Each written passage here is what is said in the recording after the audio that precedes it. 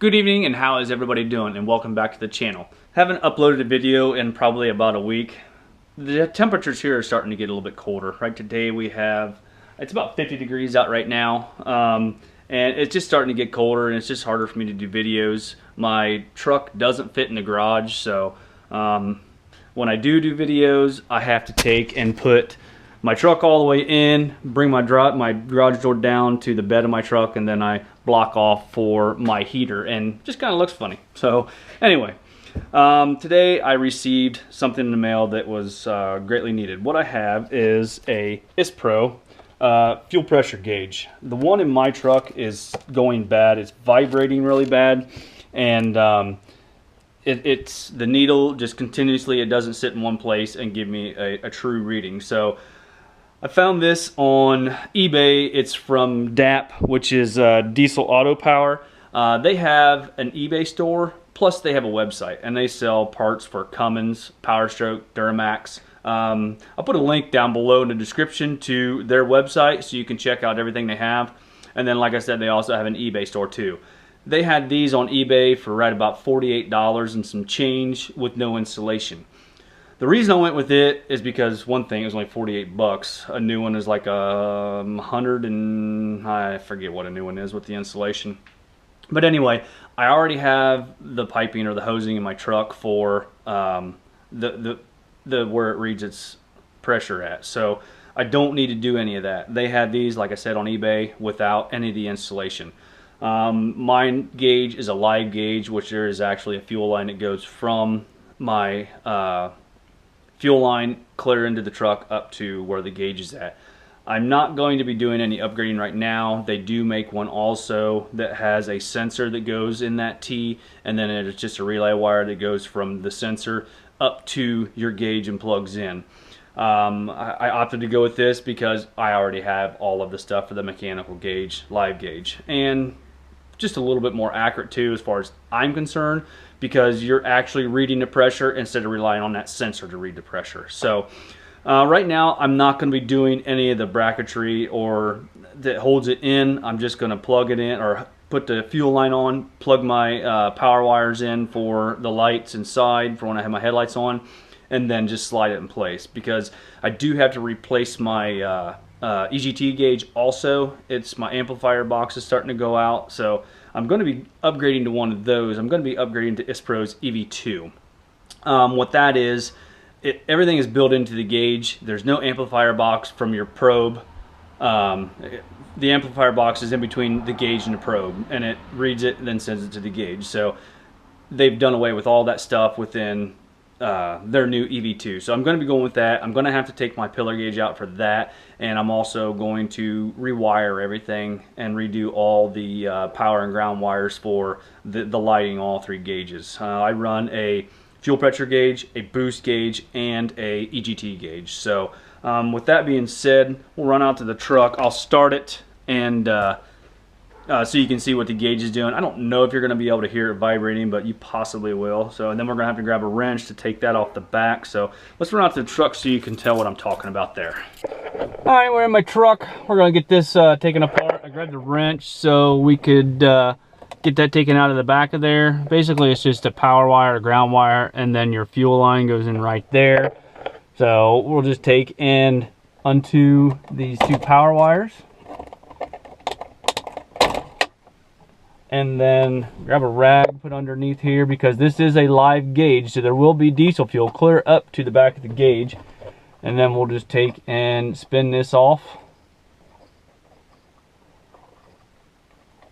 I didn't grab an actual wrench, I just grabbed a idiot wrench because I didn't know what size it was.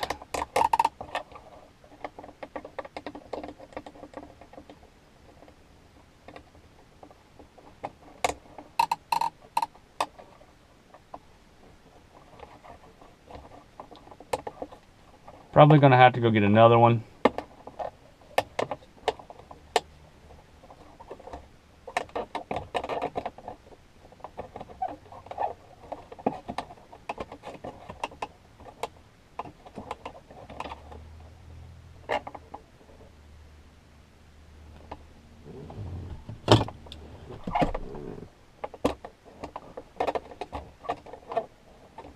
because this here is a compression fitting in here,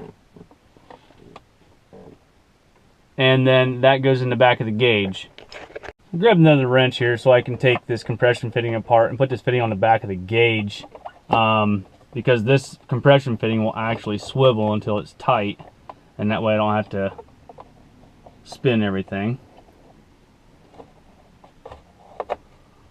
or spin the gauge as I'm putting it on.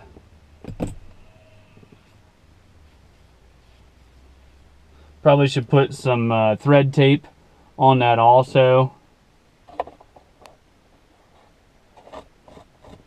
just to help so it seals it up just a little bit better.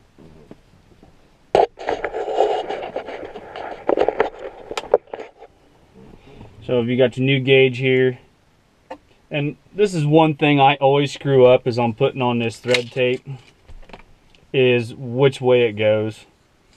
So I may have to redo it to get the thread tape on there. I usually just put 1 to 2 layers on. Make sure not to cover your inlet up. Put that on there. Make sure nothing's in the way to interrupt how the gauge reads. And then we will thread the nipple on first.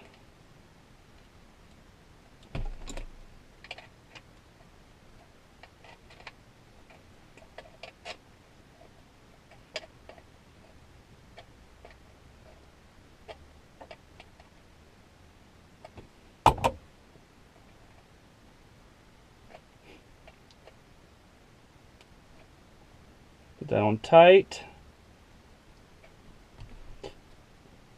And then we will move over to here. Grab a hold of our fuel line and screw a fuel line on.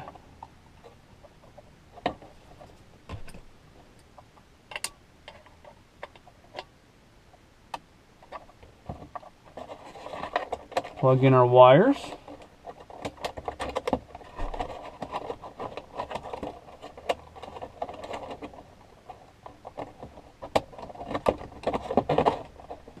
Turn our lights on and try that out.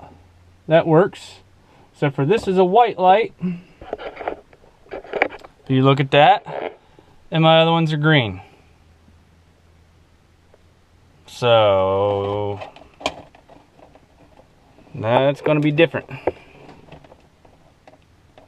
So now we'll just start the truck and test her out.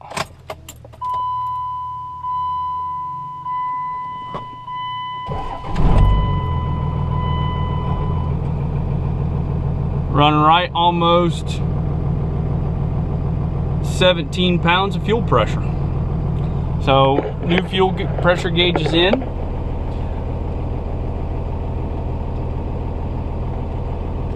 And it's white. I don't like that at all. So now I don't know what I'm going to do. Anybody want to buy a fuel pressure gauge? Anyway, I appreciate you guys watching very much, making it clear to the end. Yeah, that really kind of is unnerving to me. Anyway, irregardless, my fuel pressure gauge is working now. It's not vibrating, and I did forget to show you that before I tore everything apart. So, seems that I forget things sometimes. After you check this out, make sure everything's working. You do want to double check and make sure that your fuel line in the back is not leaking. That is a compression fitting, and you want to make sure and tighten that up tight enough to where it flares that little brass end and makes a good seal. That's one, you don't want fuel leaking down inside your truck.